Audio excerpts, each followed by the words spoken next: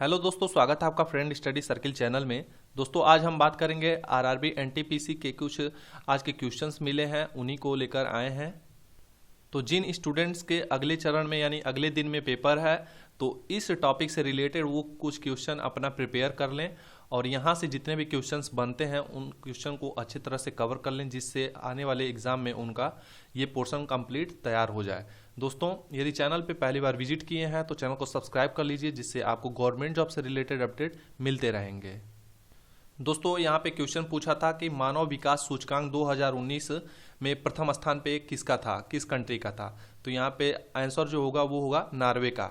ये भी पूछ सकता है कि भारत का कितने पे था, तो 129 ये आप लोग लर्न कर लेंगे। और 2020 का भी जो आया है वो भी आप लोग देख लीजिएगा। वैसे मैं आपको बता दूं कि 2020 का जो भारत का रैंक है वो 131वां है और नॉर्वे ही फर्स्ट पे है। तो दोस्तों कहने का मतलब ये है कि इससे रिलेटेड आपके जो भी क्वेश्चंस बनने की संभावना है, इन सबको आप देख लीजिएगा। यही सब टॉपिक आपको अगले दिन आपको एग्जाम में मिल सकते हैं। ये क्वेश्चन है, भारतीय संविधान के प्रस्तावना में वर्णित स्वतंत्रता, समता व बंधुता शब्द कहाँ से लिया गया है। तो ये क्वेश्चन पूछा था, तो ये राइट आंसर फ्रांस होगा। आप और भी देख लीजिएगा कि संसदीय प्रणाली कहाँ से लिया गया है, मौलिक अधिकार कहाँ से लिया गया है, और या फिर नीति निर्देशक तत्व कहाँ से लिए गए हैं। ये सारी चीज़ें आप कवर कर लीजिएगा। अगला क्वेश्चन है, भारत में स्थानीय स्वशासन का जनक किसे कहा जाता है। तो ये लॉर्ड रिपन है, ये आपको पता होगा। और इससे रिलेटेड आप जैसे बंगाल का प्रथम गवर्नर जनरल, बंगाल का गवर्नर, ये सारी चीज़ें आप देख लीजिएगा। यहाँ से भी क्वेश्चन आने के ज़्यादा संभावना है। भारत का सर्वोच्च पर्वत शिखर यानी कंचनजंगा सिक्किम में है और ये 8,586 मीटर है। ये चीज़ आप लोग और भी देख लीजिएगा। इससे रिलेटेड पर्वत से रिलेटेड टॉपिक पे भारत का जो माउंट, ये जो माउंट की ऊंचाई जो है इसकी देख लीजिएगा, इसकी स्थिति कहाँ पे है।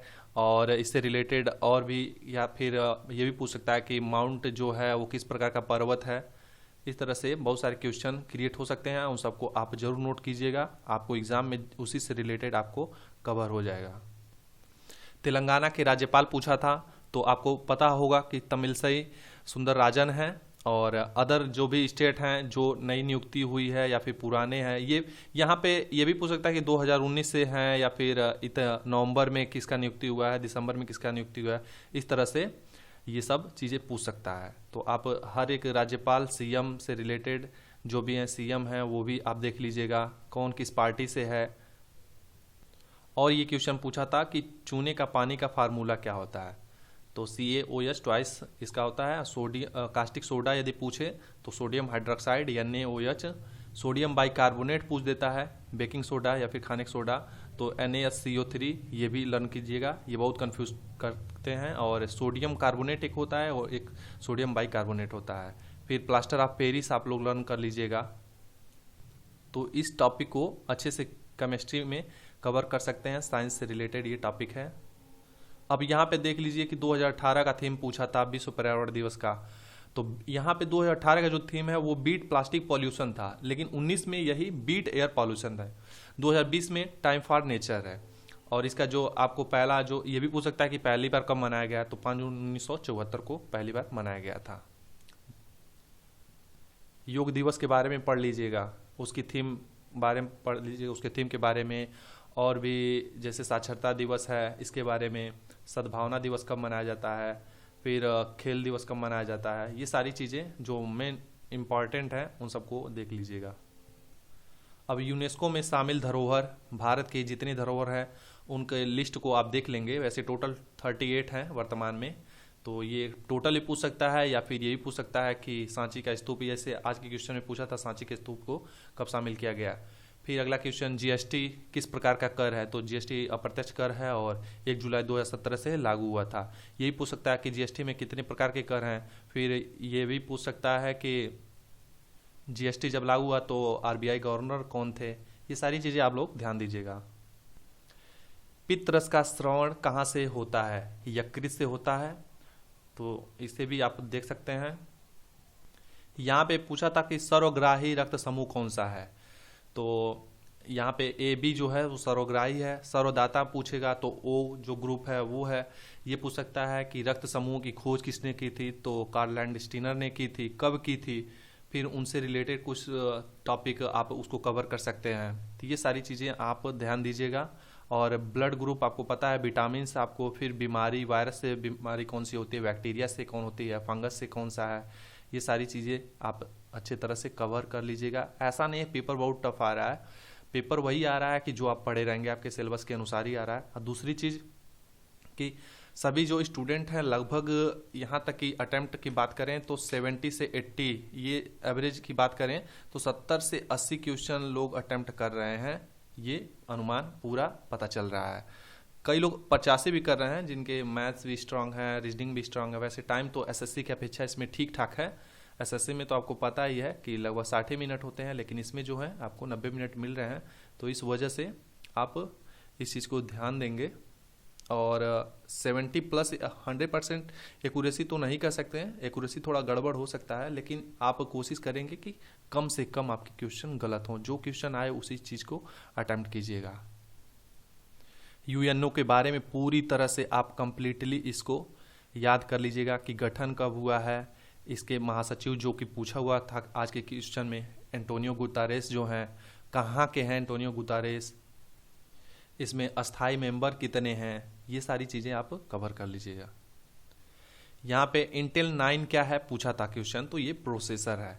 यहाँ पे जनरेशन के बारे में पूछ सकता है कि कौन सी जनरेशन चल रही है, तो उस चीज़ को भी आप देख लीजिएगा। फिर लैंग्वेज से रिलेटेड पूछ देता है।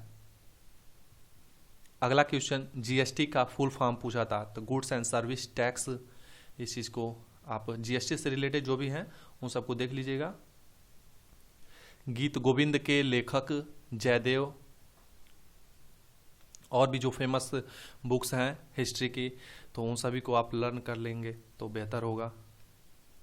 यहाँ पे कैबिनेट मिशन भारत कब आया, ये पूछा था आज क्वेश्चन, तो 1946 में। साइमन आयोग यदि आपसे पूछे तो 1928 में, जिसका पूर्ण रूप से बहिष्कार हुआ था। और इसी में आपको पता होगा कि लाला लाजपत राय के यहाँ से लाठी से लगने से उनको चोट लग गई थी और वो शहीद हो गए थे। और यहाँ पे आप ये देखेंगे कि जो गठन यदि पूछ दे तो 1927, यदि यहाँ पे भारत नहीं आने की बात करेगा, यदि ये पूछे कि साइमन आयोग का गठन कब हुआ था तो 1927। ये थोड़ा सा आप हिस्ट्री पढ़े होंगे तो आपको पता होगा। यहाँ पे पूछा था यूनिसेफ का मुख्यालय कहाँ पे है, तो यूनिसेफ का मुख्यालय न्यूयॉर्क। और यूनिसेफ का फुल फॉर्म याद कर लीजिएगा, इसके ब्रांड एम्बेसडर कौन है, और यहाँ तक कि यहाँ पे इसके हेड कौन है, और भी इससे रिलेटेड आप टॉपिक को देख लीजिएगा। यूनिसेफ हुआ, यूनेस्को हुआ, और जैसे कि WHO हुआ, WTO हुआ, ये सारी चीज़ें आप देखेंगे, इन सब के मुख्यालय आप लर्न करेंगे।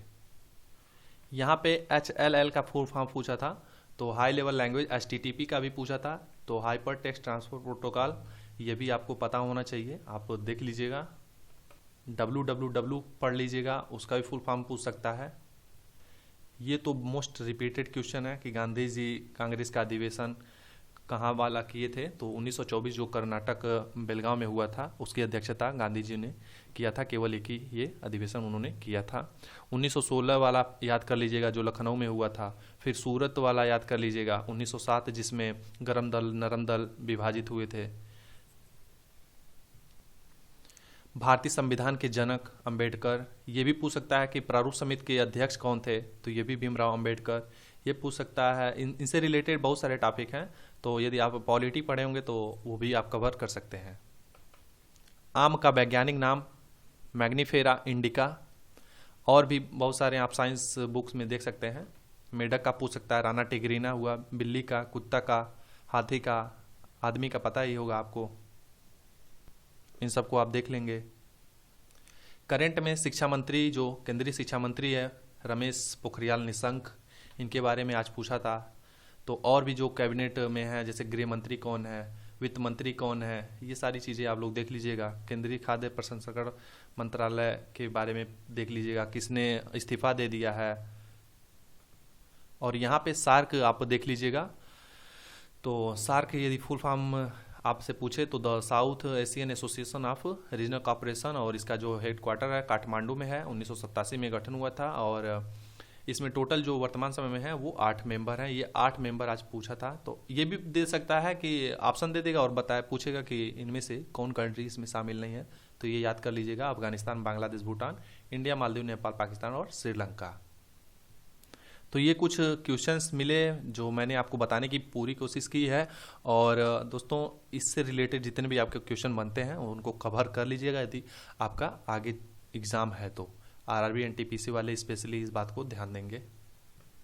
और एग्ज़ाम जो है ज़्यादा मतलब टफ नहीं कहा जा सकता। यदि आप अच्छे से प्रिपरेशन किए हैं तो कोई दिक्कत नहीं है, बड़े आराम से 70 प्लस करके क्वेश्चन चले आएंगे। और मैथ के क्वेश्चन तो आप समझते ही हैं, ऑनलाइन पेपर हो रहा है तो सारी चीज़ें आपको स्टूडेंट को याद रहता नहीं है, तो जो मिलता है वो सारी चीज़ें ये जीएस के ही मिलते हैं और उनसे रिलेटेड कवर हो जाते हैं, तो बताया जा सकता है। ये दोस्तों, वीडियो को बनाने में और किसी क्वेश्चन के आंसर बताने में कोई एरर हो गया तो आप कमेंट बॉक्स में ज़रूर बता दीजिएगा। तो मिलते हैं अगले वीडियो में, तब तक अपना ख्याल रखें, अपनी तैयारी करें। टेक केयर, बाय बाय, धन्यवाद।